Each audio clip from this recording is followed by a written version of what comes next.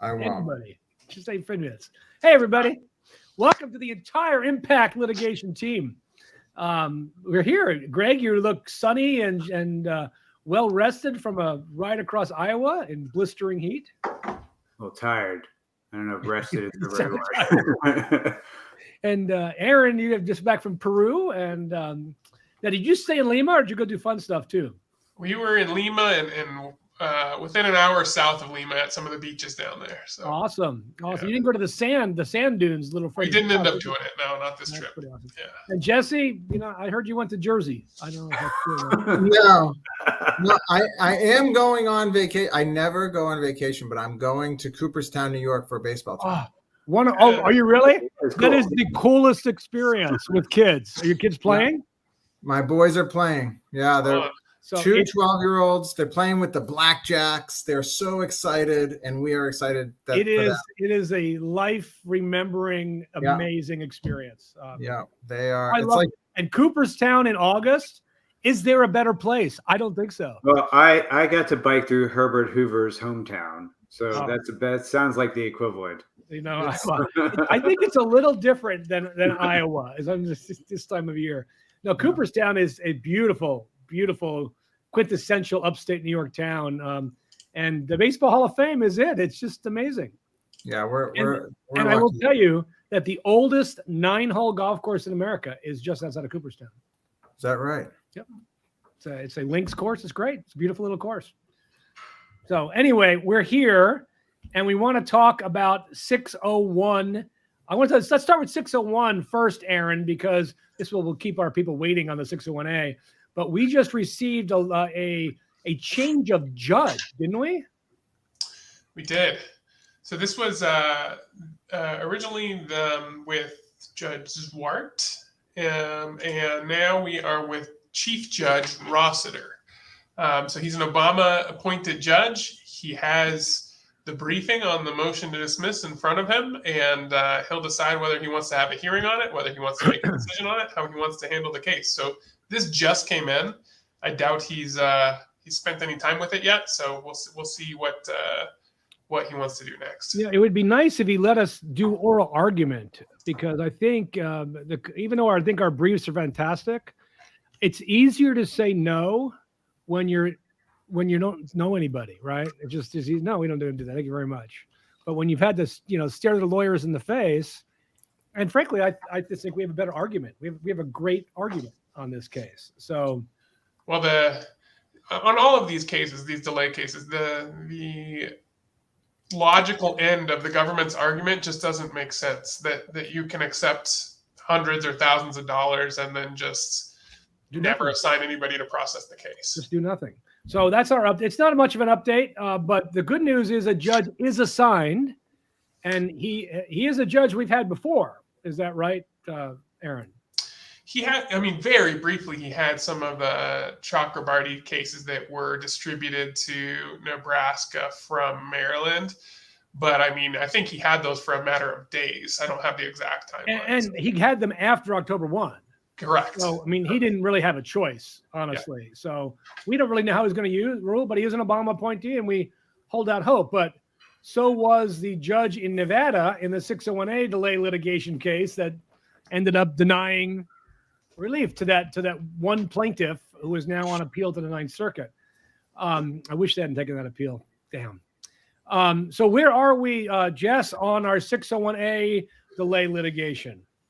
Well, we're in a little bit of no man's land because of, people, pursued their rights, there was a lot of cases, a lot of litigation after we filed our class action. The judge in our case is sitting on our motion for class cert, which would have encompassed everybody who met our definition. And, what we have next is we have to respond to the government's request to stay everything, put it on pause because another case called Mercado is going up to the Ninth Circuit, which is the appellate court, to determine whether, in fact, courts can hear these cases for delay. Because as Aaron just said, the government's argument is whether the government ever adjudicates a case is discretionary. So if they decide that they never want to do it, they don't have to, and no judge can tell them otherwise. And let me just add on to this, because I mean, I think it sounds like we're talking about things that'll never happen. Like we're just talking about this hypothetical that would never happen. It will happen. Oh no, it's happening right now. It will Ask people happen. filed So- I-130s. It will happen, but it'll happen worse, because what can they do? They can get an administration who doesn't want to process these applications at all, can say, oh yeah, we'll assign one adjudicator to discretionary applications, and everybody else goes to the queue. And if there's no judicial redress, what's the point? What's the remedy? I do have some news on the as far as data on the case. We are now up to 25 people have been approved. So that's about it looks like about 8 or 9 more since our last call. What's interesting is it looks like there's about 30 yesterday that were moved, it says case was transferred and a new office has jurisdiction. That's by far the most we've seen happen on a single day. All of those cases were February 2020 filed cases. At least, I mean, I'm just flipping through them now, and it looks like they were all filed within a few days of each other on there in February. So that's what appears to be happening for some of our. You know what's frustrating though is our plaintiffs are able to track and seeing there's cases that were filed last year that are getting approved. No, absolutely. There's we know from scraping data that there's not consistency. If the government would have a much stronger argument if they could actually show that there were these cases were being adjudicated in order. But we've demonstrated already that that's not the case. I'm just reporting, I think, on what's happened. It's hard to say whether there's action that's happening to people because they've been pulled out. I mean, because they are in the case, or this is happening independently.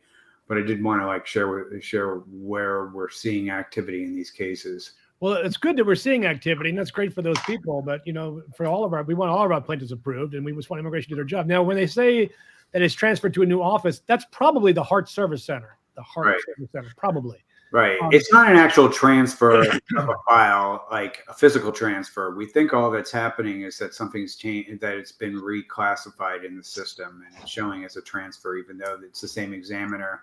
And but we also know from discussions with our counterparts at DOJ that it appears that all of these cases are being digitized, and that may be part of this process as well, as those cases are now scanned and officially moved in the system to the new service center. The terrible thing about the whole scanning thing is you don't know if they've scanned every page. That's my thing. They're clearly using high-speed scanners. Zip, zip, zip, zip. 2 pages stick together, it gets left out. You get an RFE. I mean, the thing is, we see this as lawyers all the time. We get a request for evidence. Please submit the following 84 things that you should have submitted, which you probably did, but we don't have a copy of, so please submit them again. That's what I'm going to hate seeing because of this. Now, I do want to, Jess, kind of go over the judge's minute order from Thursday evening in this case. Now, the good news about this minute order, it means the judge actually looked at the file. So, let's see what he said here. Now, he used a word, and I had to ask. I've done this 35 years. I've never seen the word renoted before. The judge renoted to the third Friday after it was filed the motion for stay. What that means, our colleagues have told us, is the judge scheduled it for that day. So basically, our response to the motion for stay would normally have been due this week because of the way motions to stay work, but in fact is due next week. But what the judge did do, in light of the motion for stay, that the motion to dismiss was renoted to August 11th as well. Now, what's unclear to us is, does that mean the judge is going to, if he denies the motion to stay, that he will rule on the motion to dismiss? Yeah, it's unclear. I think to give a little more explanation to people, what the the noting language is language from the local practice there. And what it means is like certain kinds of motions, they call it noted, and it means basically ripe for decision. And so certain kinds of motions that are more just like procedural or not as substantive, they get noted for shorter periods of time for responses and for being ripe for decision. And the government originally noted this, I might have it wrong, but something as like a 2-week noting date. And the judge basically went back in and said, no, this is a substantive motion that you just filed, and it should be properly noted for the response times that go with the, I guess it's 3 weeks. Sorry if I don't have it exactly right. But it gets the longer noting date because it's a more substantive motion. But then after the noting date, it means the judge could make a ruling or could schedule a hearing. We don't know what the judge will do, but the noting date basically means it's ripe for the judge to make a decision if they want to, or schedule a hearing if they want to. Now, here's something I take from this. He re-noted the motion to dismiss. Yeah. He could have just ruled on the motion to dismiss. Yeah. That would have got rid of the motion for stay. He could have just ruled. Again, we have to read tea leaves, and I'm hesitant to do that because I know people here are hanging on to every word. So let me just say, I don't know, but reading between the tea leaves, he also referred to the other cases who haven't really briefed a dismissal and asked them to meet and confer and talk about it. So I don't think we're going to get a jurisdictional ruling that's unfavorable on August 11th, because if he would have had to have maybe sped up the timeline for those other cases so that they had an opportunity to voice their positions. That's my sense. The worst possible scenario is he says, I don't need to stay anything because I'm going to dismiss it. And then we have to then take an appeal. So that may be why the dates are aligning negatively. But again, he also has these other cases that we've now collected in our kind of orbit. So, Jesse, let me just ask you this, because kind of interrupt here. These other cases, 535, 620, 537, 578, these were not part of our previous joint filing, right? I think the first two were. Yeah, but the others are not. The others are not. And what's crazy, those numbers are way higher than the other numbers. Yeah. And they're 4-digit numbers, which seem, I'm a little confused. That's what's confusing here is you went from 3-digit numbers to 4-digit numbers that are way, way higher. And of course we're 97.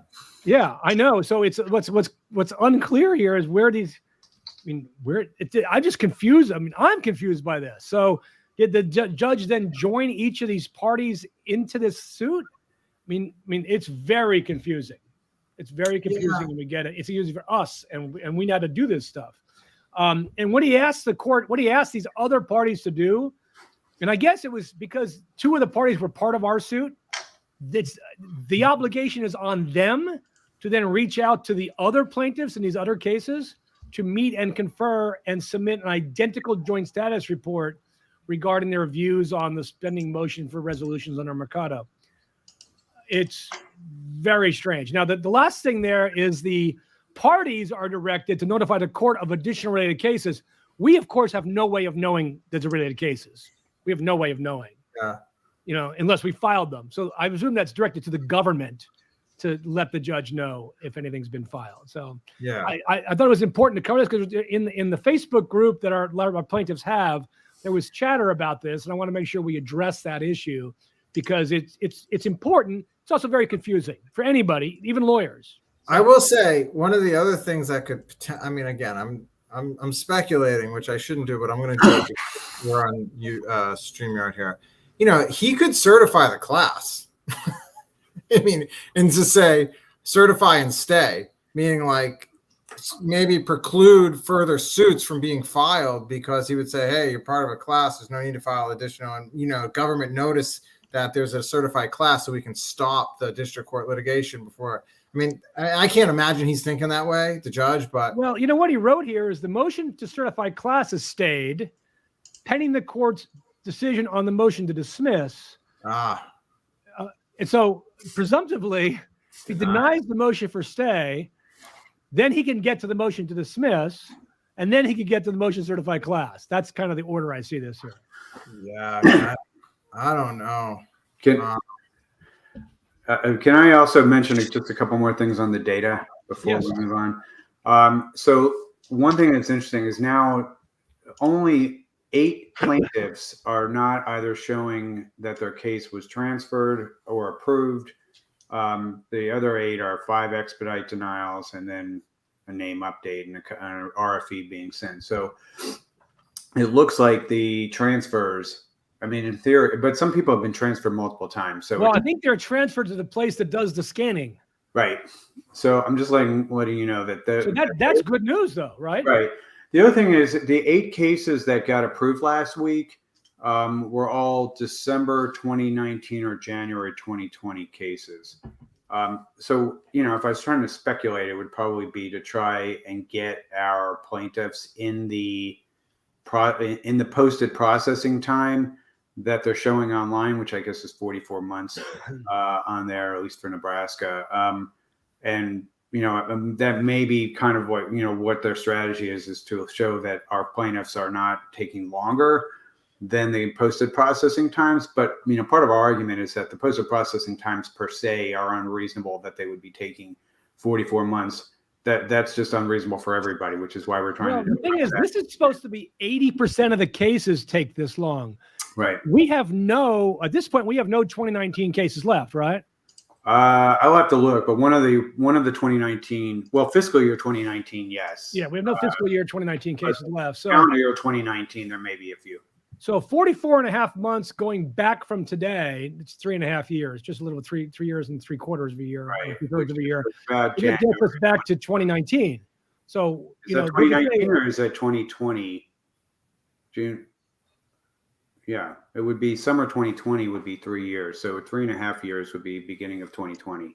Yeah. So and it's 8. So it's 8 months though. So it really going back to December. So now they could say, oh yeah, everybody's in the normal. My guess is it's their strategy is to at least be able to say that nobody's taking longer than the posted processing times on there. So I think that they're trying to align our cases with what they're posting.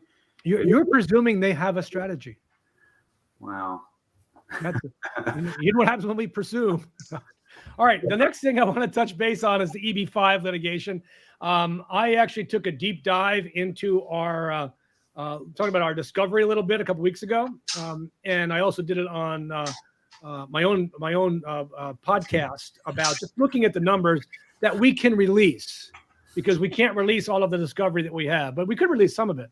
And really, it is quite clear that the release that having to respond to our discovery, we are now in settlement discussions. I think we're really close. We had a meeting with our plaintiffs a couple weeks this last week. We took an action item from them. I talked to the government. I gave the government our counter proposal to their proposal, to our first proposal for the settlement. And I think we're close. And I would suspect that maybe this week we'll be able to settle this case and get all our plaintiffs approved. But that information, and I've shared the public information with some colleagues that do litigation as well, and hopefully it'll be useful to them because it's really quite clear that they basically stopped working intentionally on EB-5 cases. They just basically stopped working on them. So there you go. That's the EB-5 situation. And I have to bring up today, only because it's in the news, and because we litigated the first, we got the ball going 3 years ago. 3 years ago? 2 years ago? It's a long time ago. And the numbers for immigration this morning released how many additional selectees they notified that they won. Did you guys see this? Yeah, 74,000. 74,000 additional selectees over the 110,000 they selected earlier this year. Well, because my FOIA came in, I got my FOIA, and last year, 74% of people who were selected applied. 74%. This year, we had triple the number of duplicates. Triple. And they just notified 77,000. They had 110 before. It looks like the application rate's less than 45%.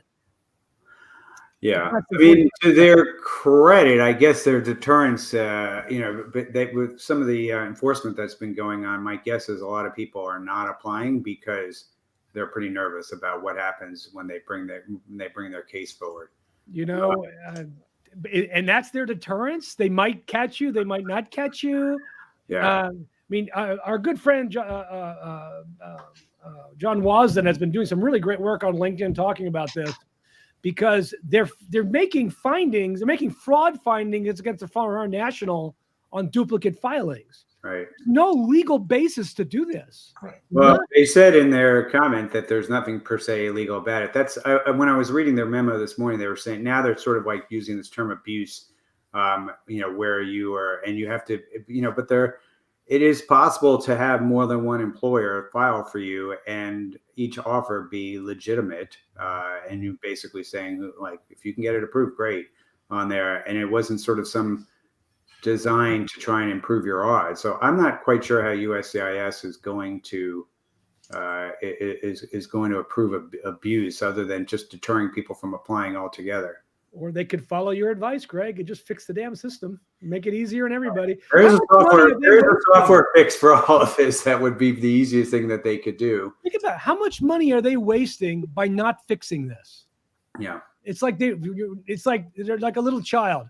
Yeah, we're going to do it our way. Well, and our way is the best. After I read the Jennifer Polka's great book, Recoding America, I learned that fixing a problem in government is not like fixing a problem with software that we were designing in the private sector.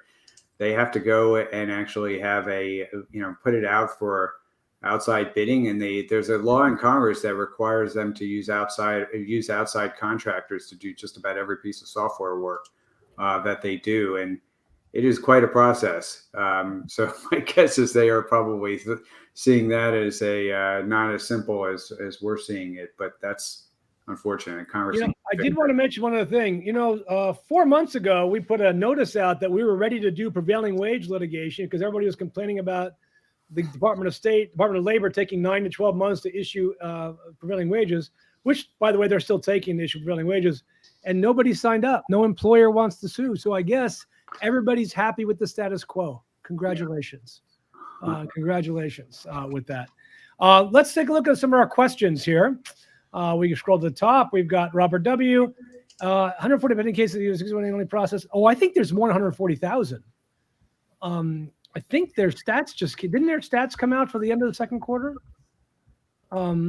So it's when we actually made this point in our brief.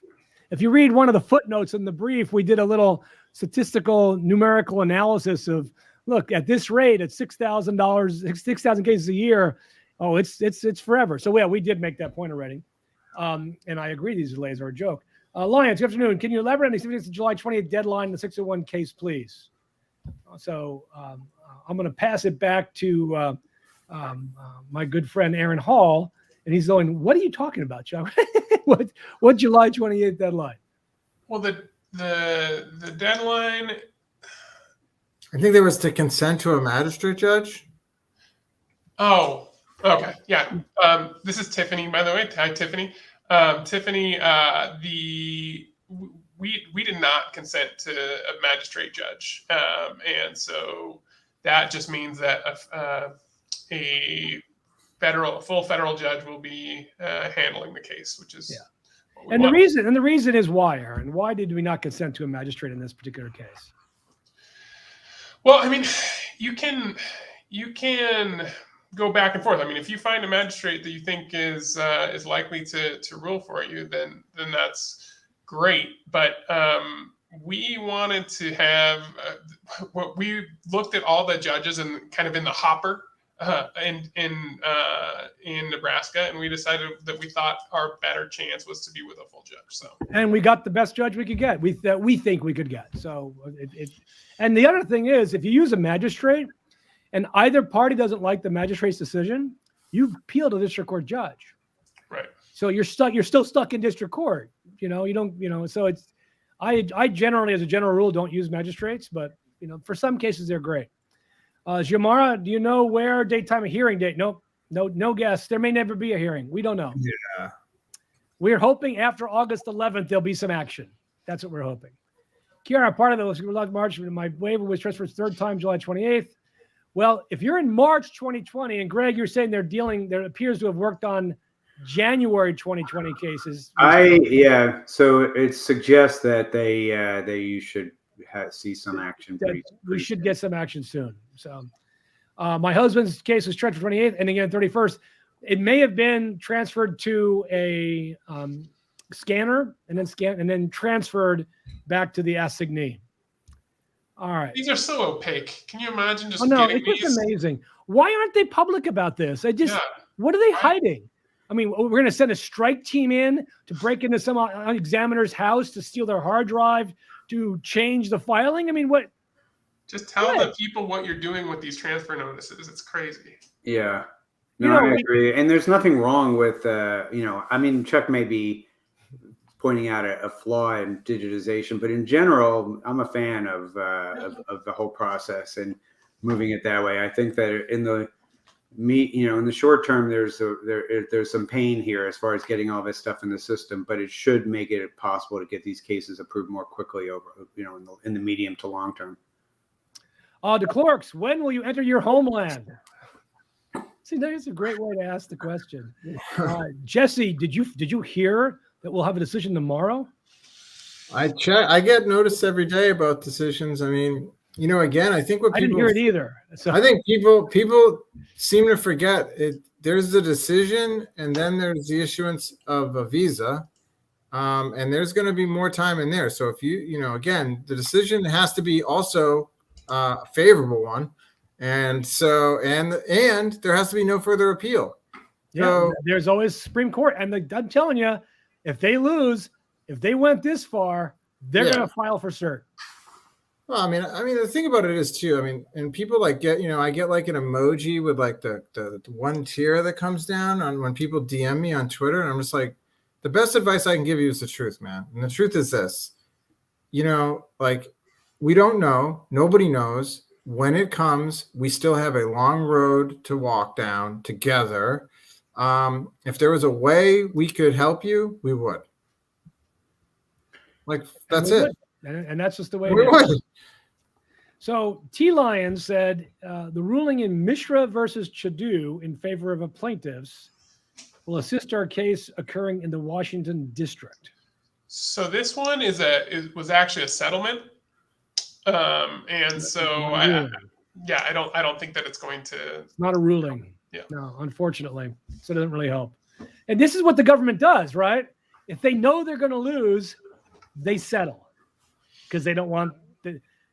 And that's something to bring up to the court, is say, Judge, the reason why we haven't given you court decisions ordering these is they just settle those cases. Really. All right, Johan. I got Joanne. I said Johan.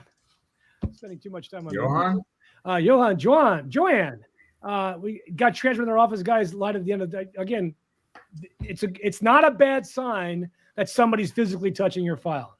Yeah. All right. Let's see. The 601 judge judge does not sleep on stuff. Not a stall tech at all. Let's see. Update on the 601. We did that first, Equinox. If you go back, you'll see that. A Montreal poutine company. Now, Jesse, you strike me as the kind of guy who would like poutine. Absolutely 100%. New England roots. I'll take all I can get. Extra gravy. Put it on it. Yeah. I agree. The 3 and 10 year bars suck. Worse is the permanent bar, by the way. Yeah. Let's see. This is my favorite. Thank you very much. Very much. No, wait. They identify people. And I'm just saying, Jesse, I don't know how I got to be Green Lantern. Me and Ryan Reynolds. I have to look that up. I don't know who it is. I don't know who the Martian Manhunter is, Greg, but I'm sure. And I used to be a DC fan when I was growing up. Not a Marvel guy, a DC guy. I agree. Jesse is Superman. I agree with that. No. Me and Ryan Reynolds, we're going to have a good time as Green Lantern. All right. We don't have anything else for you guys this week. We will be back next Tuesday at noon, and hopefully we'll have some news on something by next week. And of course, there'll be some filings, and we'll let you know then. Have a great week. Bye-bye. Wow.